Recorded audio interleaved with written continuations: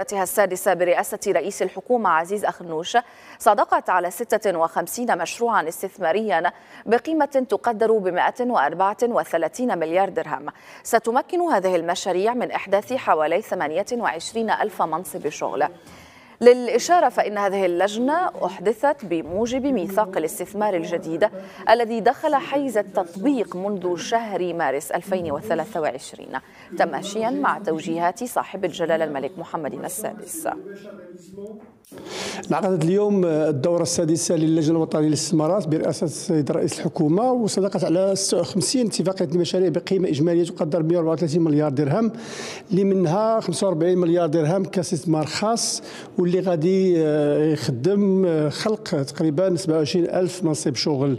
من هذه المشاريع التي تمت المصادقة عليها 52 مشروع بقيمة إجمالية تقدر ب 113 مليار درهم، واللي غادي تخلق تقريبا 18 ألف منصب شغل يستفيد من التحفيزات التي يضعها نظام الدعم الأساسي. 4 المشاريع استثمارية بقيمة إجمالية تقدر ب 121 مليار درهم، اللي غادي تخلق 10,000 منصب شغل وتستفيد من نظام الدعم الاستثمارات الاستراتيجية. كما أن اللجنة قد صادقت وأعطت طابع استراتيجي ل3 مشاريع استثمارية في قطاعات حيوية، وتهم هذه المشاريع الاستثمارية 19 قطاع كالصناعة، الطاقة المجددة والسياحة والصناعات والغذائية وإلى ذلك، وتتوزع على 32 عمالة وإقليم في الجهات 12 للمملكة. وهذه المؤشرات تؤكد على أن الميثاق الجديد للاستثمار كيساهم في ترسيخ العدالة المجالية وكيمكن من خلق فرص استثمار وفرص شغل في كل ربوع المملكة، والحكومة بكل قطاعاتها مستعدة ومنكبة حول مواكبة وإنجاز هذه المشاريع حتى إخراجها إلى حيز الوجود. معنا للمزيد المحلل الاقتصادي رشيد ساري من الدار البيضاء. أهلا بك معنا. بداية برأيك، أو ما هي القطاعات المستهدفة بهذه المشاريع، وإلى أي درجة برأيك ساهم ميثاق الاستثمار في ترسيخ العدالة المجالية لهذه المشاريع؟ اولا نتحدث عن مبلغ كبير اليوم نتحدث عنه 134 مليار درهم. الملاحظه الاولى استاذتي الفاضله هو انه يشمل جميع، يعني هناك عداله مجاليه لانه الجهات 12، هذا جد مهم. هذه المساله الاولى.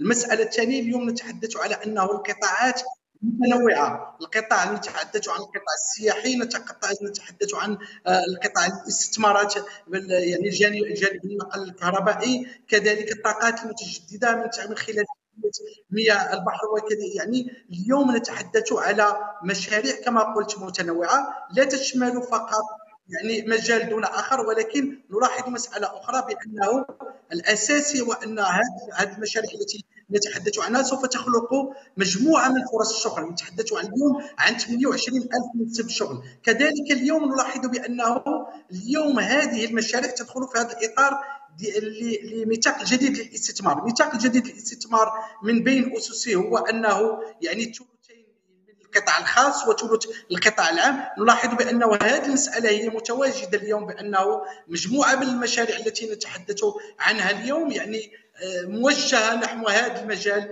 يعني القطاع الخاص يعني 45 مليار درهم سوف تخصص للاستثمارات الخاصه، هذا جد مهم. كذلك اليوم عندما نتحدث بانه هناك تنوع، هذا جد مهم لانه ليس هناك فقط قطاع دون اخر، ولكن تنوع في القطاعات التي سوف تشملها هذه المشاريع، وهي تدخل في الاطار يعني ما نتحدث عنه هو انه الهدف يعني استثمار 550 مليار درهم وتوفير 500 ألف منصب شغل. هذه المشاريع هذه الدينامية تأتي في وقت جد مناسب. اليوم نتحدث على تنظيم كأس العالم سنة 2030. اليوم نحن في حاجة أن نكون جاهزين، أن نكون مستعدين لهذه التحديات على المستوى مجموعة من الاستثمارات التي سوف تشمل البنيات التحتية، سوف تشمل مجال تحلية مياه البحر، سوف تشمل كذلك الطاقات المتجددة، المجال السياحي نحن في حاجة إليه في أفق.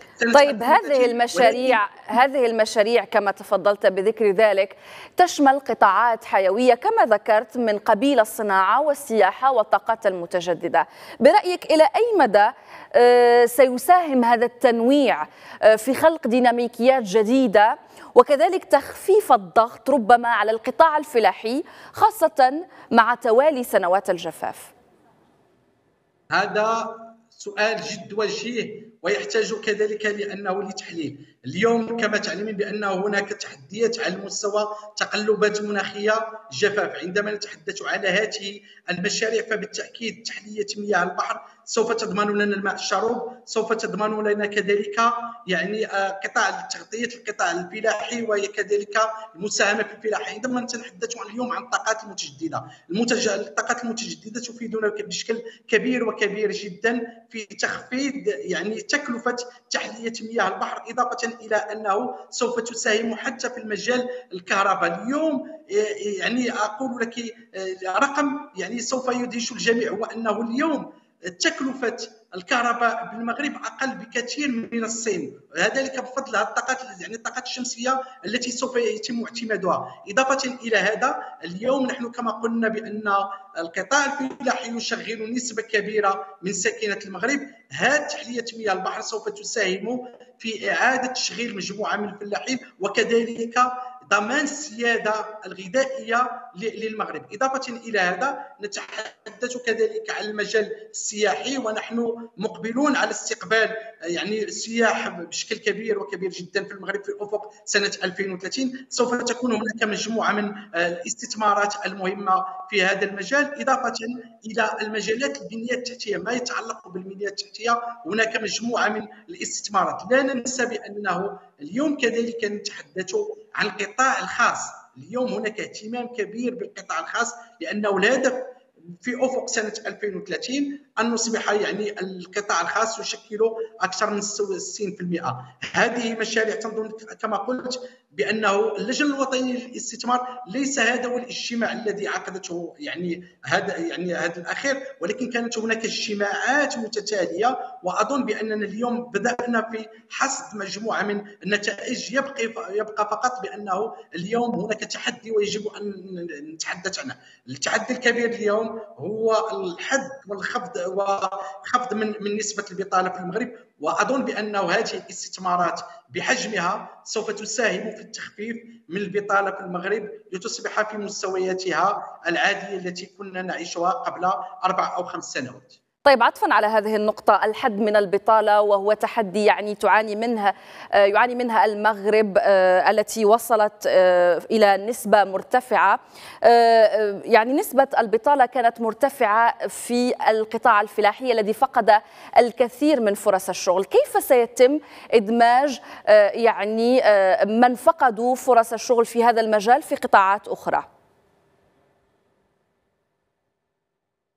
عندما نتحدث اليوم أستاذتي، عندما نتحدث اليوم عن تحلية مياه البحر فأكيد بأنه هذه المشاريع التي نتحدث عنها سوف تضمن يعني الأمن الغذائي للمغرب، سوف تضمن كذلك سقي مجموعة من الضيعات، سوف يعني تضمن لنا سقي مجموعة من الأراضي. أظن بأنه اليوم هناك يعني تأكيد بأنه حتى مجموعة من الاستثمارات سوف تكون موجهة للقطاع الفلاحي لساكنة القرى بالمغرب. هذا هو الهدف اليوم من هذه المشاريع، لأنه إذا بشكل كبير كما قلنا للطاقات المتجددة ولتحلية المحلل الاقتصادي رشيد ساري، لا نسمعك جيدا، ربما سنعيد الاتصال بك لاحقا في نشرتنا المقبلة. نبقى دائما في الرباط. حل وزير الخدمات والشركات الصغرى والتصدير البريطاني غاريث توماس بالعاصمة الرباط في زيارة عمل رسمية، ونشرت السفارة البريطانية بالرباط أن الوزير البريطاني يتواجد بالمغرب للقاء نظرائه المغاربة وبحث سبل التعاون في قطاع البنيات التحتية بالمملكة والمتعلقة أساسا بتنظيم المغرب كأس العالم 2030. والتقى وزير الخدمات والشركات الصغيرة والصادرات البريطاني غاريث توماس بوزير الاستثمار المغربي السيد كريم زيدان اليوم في الرباط حسب ما نشرته صفحة السفارة البريطانية. ويسعى البلدان إلى تنمية العلاقة التجارية البالغة 3.8 مليار جنيه استرليني وتعميق شراكات البنية التحتية قبل كأس العالم. 2030.